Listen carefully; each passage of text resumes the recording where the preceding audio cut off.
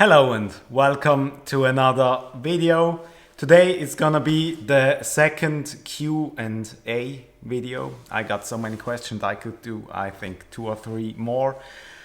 But if you have any more questions, just let me know in the comments or just write me an email. So today I'm going to answer the next 10 questions. And let's start with the first. So the first question is, how's the lithium battery I used or I am still using in the GR after a couple of months? Actually, I think it's nearly a year now since I have it in the car and it works absolutely perfect. No issues whatsoever. Even when the car was in the shop or stationary for a couple of weeks, I could pop in the car and start it up. Yeah, the battery was just always loaded enough to start the car up without any issues whatsoever. So maybe if you park the car outside every week or all the time and also in the winter, that may be a problem. But other than that, I think you're pretty fine with the lithium battery. I will show you a picture of it right now, so you know if you want to buy one. That's the type I used. Yeah, the rear differential cover, I think I showed that in a video. I bought that actually from HKS, is it? I don't know, I don't remember. I put in a picture of it. The rear differential cover, the bigger one, which will increase the volume of the oil in the rear differential by, I think, 50% or so. So it's an additional 0.2, 0.3 liters of additional oil. But I didn't use that. Initially, I wanted to use it, but we never came to it. And now I installed the rear differential cooler from HAL. So this one's pretty useless, or was pretty useless, and I already sold it to a dear friend in Sweden. So I think he has it installed, but I'm not quite sure. So I'm not gonna use that. One question was the Workline parts, if you can buy and use them separately, because I bought the smallest kit available. They have, I think, 3 kits available. Each one bigger than the last one, and you get a discount if you buy more. So, but you can use them absolutely separately. You can just use the front parts or the rear parts or anything else. You can just use them all separately. They obviously work the best if you have all of them together. But if you don't have the budget, like I didn't have the budget, so I just bought the small kit, not the biggest one. Or you're not allowed to drive it, so you can just buy them individually and also use them individually. Yeah, are you still using the OEM ECU? Yes, we still do, and we intend to do so even with 500 horsepower plus. That's the biggest, I don't know how to say that, but that's one thing that made us think or question the whole project the most. Are we going to be able to use the OEM ECU with a sequential gearbox and 500 horsepower and bigger injectors, bigger fuel pump and everything? So we intend to do so and still keep the OEM ECU, but if we can't make it work, we will have to switch to something else like Syvex or Motec. But for now, the plan is to still use the original ECU. Yeah, do you like beer? No, I don't. I just have them on display, so obviously yes. But I don't drink it. I don't drink that much, so that took me quite a while. I like IPA. That's one thing I like the most. And yeah, a few clients recognized that and brought me beer from this one. I don't know, now you can't see it, unfortunately. That's one from Scotland, I think. It's from? I think it's Scotland. Then we have some from France, some from Sweden, Germany, Switzerland, obviously, and yeah, just all over the place.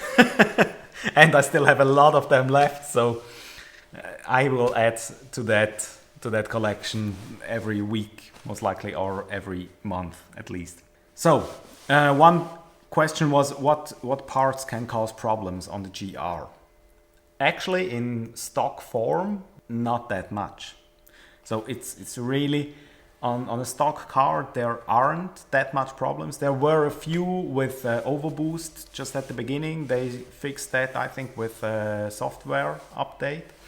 Yeah, second gear. We had a few clients which had issues with the second gear. They just couldn't engage it properly, or it just didn't go in. You couldn't put it into second until the car was warmed up. Then it worked just fine. So that's the only issues I know so far with a perfectly stock car.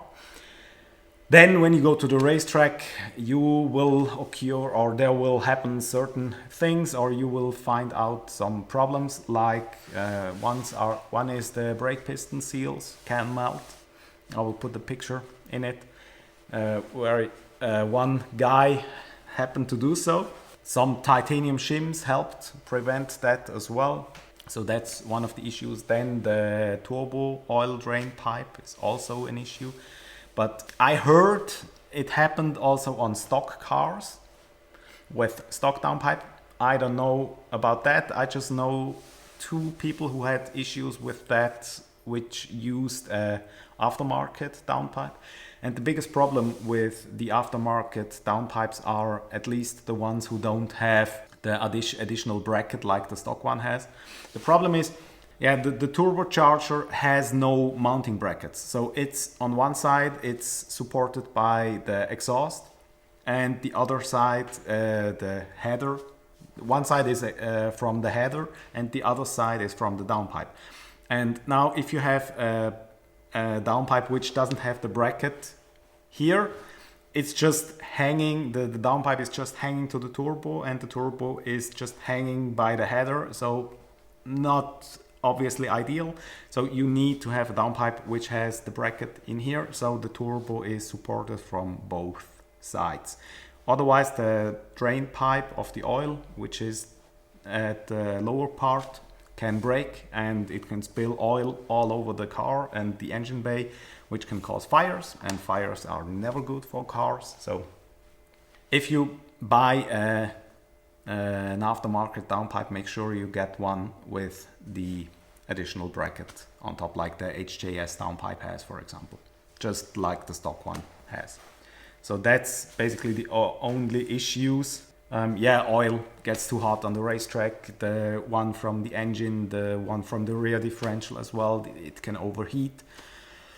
And when it overheats, you're just stuck with front wheel drive, which isn't ideal, obviously, which isn't the purpose of the car. So that can happen on track. And the Valvetrain, when you overrev it or when you have too much boost, you can have some issues with it. But the biggest issues and damages I've seen so far are only with overreving it. So not really an issue on stock cars. Actually, it can happen on stock cars, but most of it will happen in boosted up cars. So in stock form, not that many problems I know of so far. Pretty good car. As soon as you go to the racetrack, there will be certain problems you have to deal with, but that's obvious, I think.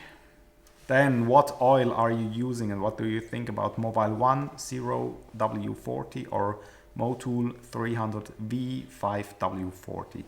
So we still use like stock the 0W20, but we used the one from Miller's with just the OEM specifications for the oil, which is pretty important. So that's what we use so far. We haven't decided what we're gonna use with the new engine. I think it won't be 0W20, most likely it will be 5 or 10 even, 30 or 40. So we will go a little bit thicker, but yeah, we'll see that. We haven't decided that yet. Is the CERN Performance rear seat delete kit plug and play, does it work like a strut brace? First, yes, it's plug and play. It works quite well, and I think it also looks quite nice. Even the floor mat works very nice. It fits in all the necessary parts, and you can still use the boot. And yeah, With the net installed, we also did, or I also did some 2 or 3 days driving passes with a friend and with luggage, so it's no problem at all. It isn't a strut brace, not at all. It doesn't help to stiffen the back anything, because it's just bolted to where the rear seat were attached, and that doesn't give any strength at all. So no, it's not a strut brace, but it looks nice and it works so far that it keeps the luggage behind it and you don't have it in your neck, which is pretty nice. Is the CAE shifter as good as they say? Actually it is. That is one of the most impressive parts I've installed for myself, and I've installed it in a client's car, my old one, in a client car, and he was pretty impressed as well. And it looks nice, it's very nicely made, it fits perfectly, and the installation manual is also pretty good, so you could do it yourself. You will need certain tools, and the more experience you have, the better it will be. The most important part is to set it up correctly. That's also the most time-consuming part, because you have to, there's not even millimeters, but tenths of millimeters make the difference between it works very well or it just barely works. So yeah, it's quite difficult. That's not difficult, but you just have to work very accurate to make it work perfectly. So if you think you can do that, just try it out yourself. If not, bring it to a shop. Are you gonna do any Swiss-German videos in the future? Vielleicht, ich weiß es nicht.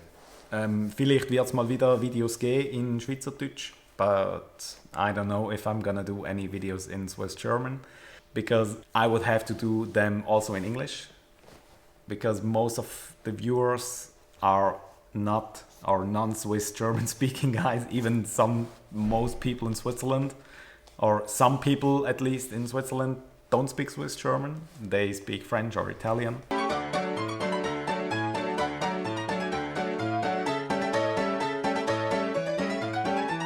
Or English. We had a few customers who are speaking just English, so I think I'm gonna stick with English. Maybe there will be some videos where they are kinda Swiss German or some Swiss German in, but I don't think I'm gonna do any Swiss German videos anymore, because the work of the subtitles is just too much for me, and I really don't have the time for it, so sorry for that, but I have to do them in English. So I think, yeah, that's it for this Q&A number 2. We will have maybe a Q&A in a couple of weeks when there are the next questions. So if you have any questions, just write them in the comments or let me know otherwise. And yeah, that's it for this video. Thanks for watching. See you next time. Have a good week. Goodbye.